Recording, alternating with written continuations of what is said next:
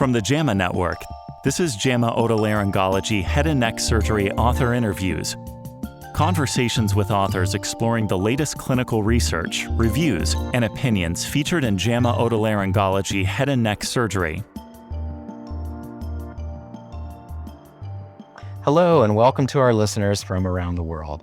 I'm Dr. Paul Bryson, the director of the Cleveland Clinic Voice Center in the Department of Otolaryngology Head and Neck Surgery, and your web editor for JAMA Otolaryngology. Today, I'm delighted to be joined by Dr. Amal from the University of Maryland School of Medicine, where he serves as professor of Otolaryngology Head and Neck Surgery. Welcome to the podcast, Amal. Thank you, Paul. Appreciate it.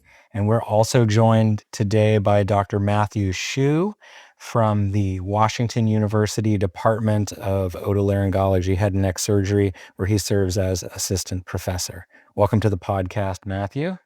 Great. Thank you for having me.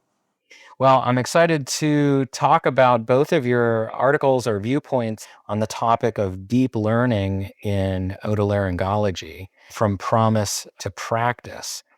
So we'll just dig right into it. You know, the narrative review screened over 1,400 articles to land on 327 studies. What's the headline takeaway that surprised you most? And what does the distribution across diagnostic, segmentation, and prognostic domains tell us about where the field actually is right now? So this is quite a significant task to identify papers related to deep learning within the broad realm of Odo. And we came up with a few that fit the criteria. In the end, we were most surprised by the distribution, what you just mentioned, in that it is so heavily skewed towards detection and diagnosis that not much has been done in the real world application of AI for patient management. So that came as a surprise that we kind of knew, but it was actually so obvious with less than 5%, I believe, of the papers in real-world application domain. Dr. Shew, your commentary really crystallized the problem. You know, a model that detects, for example, laryngeal malignancy with 86% accuracy is technically noteworthy, but tissue diagnosis is still the gold standard. So what does a deep learning study actually need to do differently to demonstrate clinical utility rather than just showing the reader what's technically feasible?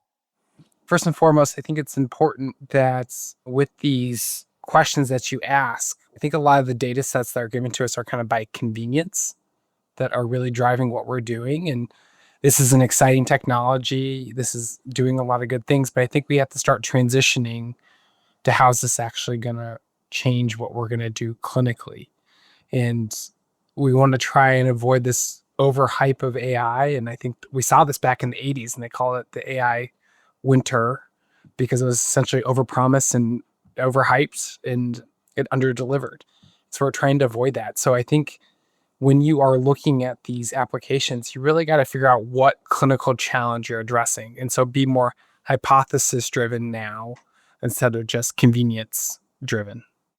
Yeah, it really seems, it seems like a challenge even to read them.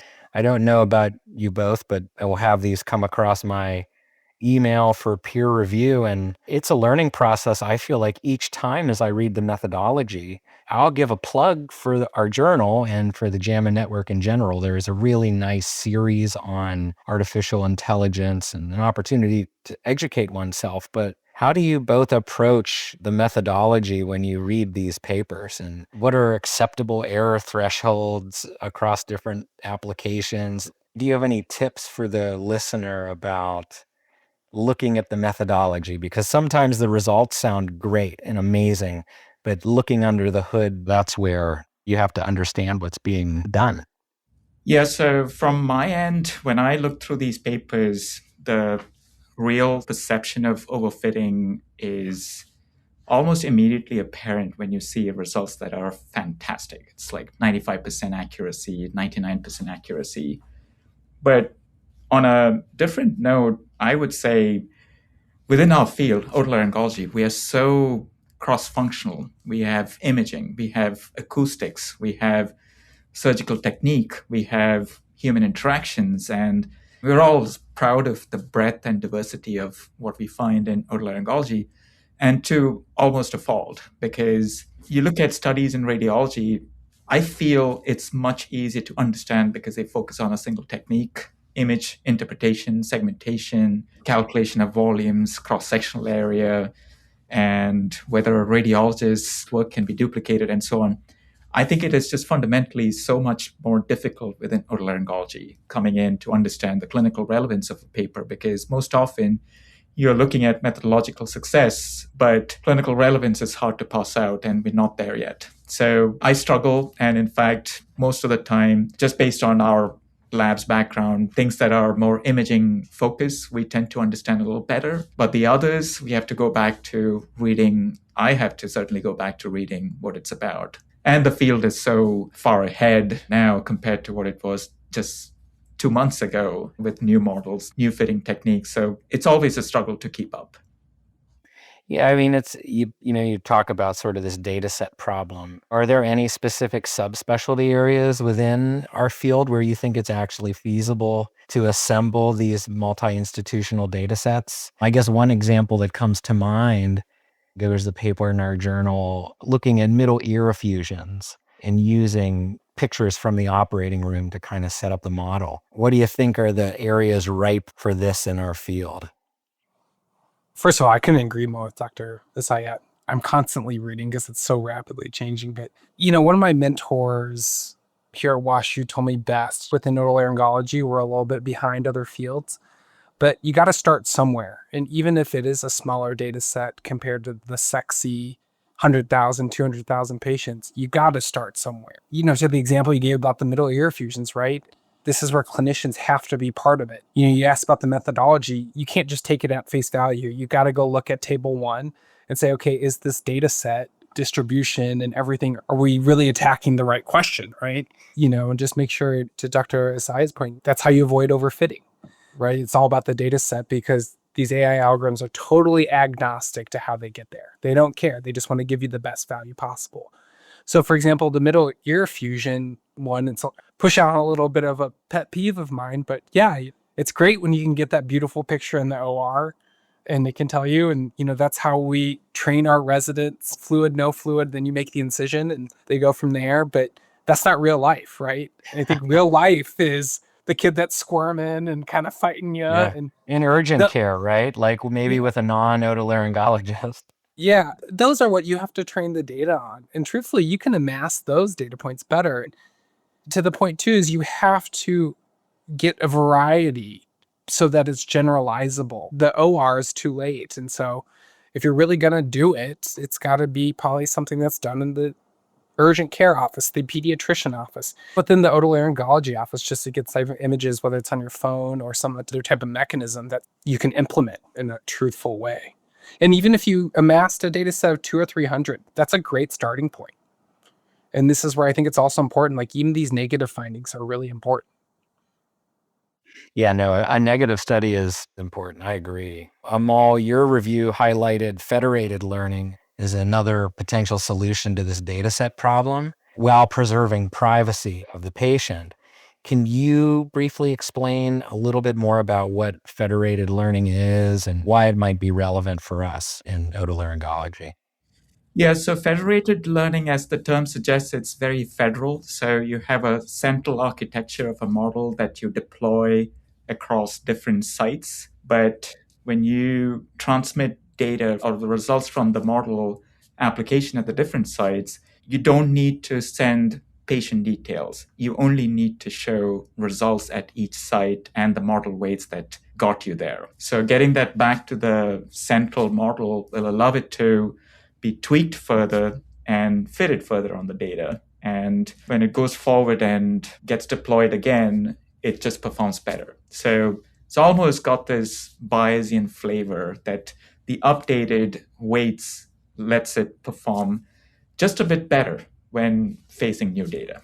So for us, I think just with privacy preservation, especially when we're using multimodal data sets like sinus CT scans or imaging samples, path samples, I think it is important to just have a structure of privacy preservation just so that you can deploy it across healthcare systems, EHR that gets around regulatory hurdles. And even so, these days, like phones, they have so much computational power. So you can deploy multi-parameter models very easily at a local level. And you don't need huge computational infrastructure to support it at a single site. But if you're able to transmit the model weights after your performance is measured back to where the model's being developed, you can deploy it better at a new site. So that's just the whole concept that I think it's important for health systems relying on individual hospitals or sites where patients get enrolled in a very distributed fashion rather than just going to one area for enrollment and deployment. Do you feel like there's resistance sometimes at the institutional level about data sharing if perhaps an organization might feel like they're losing intellectual property or things like that, even though I think the explanation makes sense? I sometimes see organizations be pretty protective about what they're sharing. Absolutely. I think the bigger problem that people have come across or been worried about is actually ransomware attacks. And, especially healthcare systems, once you've been subject to one, they just get extra cautious because the cost of such an attack when it happens again is just insurmountable. So even when models are deployed across a secure research environment, they're stripped down, they have very limited capabilities, and it's just really hard to run these models within that very controlled environment. And you need specialized infrastructure for it. So cost standpoint, deployment standpoint, these are huge expense headers. So there is quite a bit of friction as well as inertia associated with doing all of this within a secure research environment. But people are getting around it. It's going to get there. I think that's what's exciting about deep learning in some ways, is that because it's really meant for video, images, and you kind of get out of the classic PHI, HIPAA type of information. So they tend to be a little bit more generalizable and shareable across multi-institutions. And especially within otolaryngology, we're so rich with all of our endoscopies, laryngoscopies, electrophysiology, voice data. It's such a data-rich field. We just need to do a better job about trying to standardize data collection across multiple institutions. To add, I think it's challenging, right? Because these are time intensive and they cost money. And the truth is when we look at typical grant mechanisms, whether it's Academy, NIH, across different mechanisms to get that protected time, they're not interested in building a data set, right? They're interested in a research question. And that's what's challenging. You're not incentivized in that way. Yeah. And it seems like, I don't know what you both think, but some of the traditional like academic medicine funding pathways aren't always the most cutting edge, right? Like when you think about perhaps the NIH or this or that, they kind of put money behind more sure things and less speculative things, right? Have you seen hesitancy from funding organizations for this type of work? Oh, yeah. I remember when I submitted my first career development award, my K award, I got terrible scores by one reviewer because they literally said, "What is the point of machine learning?" Oh, yeah. 2021. Yeah. Yeah. But the reviewers, right? They bring their own biases. We all have biases. I would also add that I want to stay agnostic with regards to specialties, but radiology, for example, tend to be a little bit more unimodal. Every X-ray, every image is data. And as Matt mentioned, it's much easier to abstract data there and also make it searchable, findable, and so on. Think about otolaryngology. Like, how do we standardize data collection? It's a whole effort by itself. You cannot extract standardized patient encounters out of our day-to-day work. Everyone comes in with a different problem and, it's just not focused on a single modality of information. So to Matt's point, I feel there has to be a different funding mechanism. They're doing this now, supporting bigger program grants to collect data. But historically, our individual investigator level funding is always focused on hypothesis-driven research, which is a little bit, I don't want to say archaic, but I feel it's not kept up with the times, especially with advances in AI. Well, as we look to chart this path forward and we look for other funding mechanisms, if an otolaryngologist that's listening is approached by a tech company or a resident with a deep learning project right now, what's a question they should ask before they get involved, or what's something that they should insist on as you try to participate in some of this research or design it? It's how you approach it. It shouldn't be, can we build a model? And I think that's something that we've proved to ourselves we can. And there's some great literature, including, this with Dr. Asaya's manuscript, that shows that like all these are very much feasibility type of in situ work. Nothing is really going on and actually exploring it. So I think the real critical question that if you're approached through industry, the students approaching you with a potential project, is really just saying like, okay, well, how is this deep learning model or how is this machine learning model going to actually move the dial in clinical practice?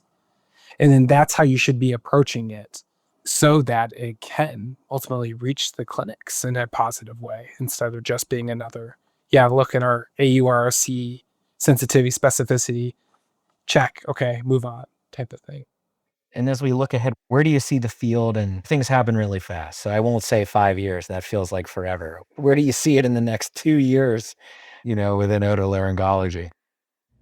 If I were to hypothesize or project, I think there's going to be a bigger role for agentic AI. I mean, these are autonomous, for the audience, these are autonomous agents that are purpose-built using pre-trained models that can take autonomous decisions. So, for example, in a real-world setting, we just recently saw this paper in, I believe, JAMA about the use of AI scribes. To think about how we collect data, I think we could have better standardized models to do that autonomously on a day-to-day setting, whether it is otoscope images being captured and to make decisions based on that at a very simplified level, and then have a level 2, which is the referral pathway to be looked at, and also for an otolaryngologist to assess for surgical decision-making and so on, and data collection and so on. I feel hopeful about the future as far as agentic AI is concerned. It's something that has come a long way. Can I answer what I would like to see, but also agree with Dr. Asaya? Of course, yeah. I think what I love to see is for us to have more of these kind of clinical trial-like experiments with AI. I think we have to start thinking about that. And it's hard to run like a full kind of classic clinical trial, and I don't think that will truly ever exist within machine learning and AI because it's just so rapidly changing. But I would love for that kind of prospective type of nature where crossover type of study to happen, because I think that's how we can really understand its value within the clinics. I would totally agree. I think agentic AI is going to be huge. I think these large language models, especially as these more open source, locally hosted that can be HIPAA compliant large language models, are going to drastically shift some of these really challenging, not only just kind of phenotyping, but data collection, utilization.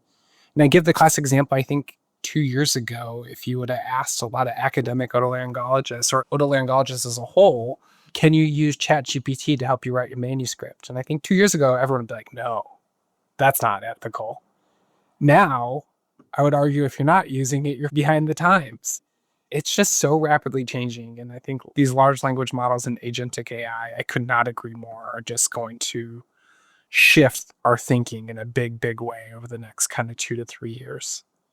And hopefully, when you think about, as surgeons, we certainly bring a physicality to it, but we bring a lot of cognitive things with us to work. And you wonder if agentic AI expands our capacity to do a bit more. Well, I thank you both for coming on the podcast. I think we should do this again. Maybe it'd be fun to have an update or some highlights of important articles on this topic for our listeners. Maybe we can do this again. Yeah, thank you for having me. Thank you. I appreciate it. Well, until next time. Thank you. This episode was produced by Shelley Steffens of the JAMA Network. You can find a link to the manuscript in this episode's show notes. To follow this and other JAMA Network podcasts, please visit us online at jamanetworkaudio.com or search for JAMA Network wherever you get your podcasts. Thanks for listening. This content is protected by copyright by the American Medical Association with all rights reserved, including those for text and data mining, AI training, and similar technologies.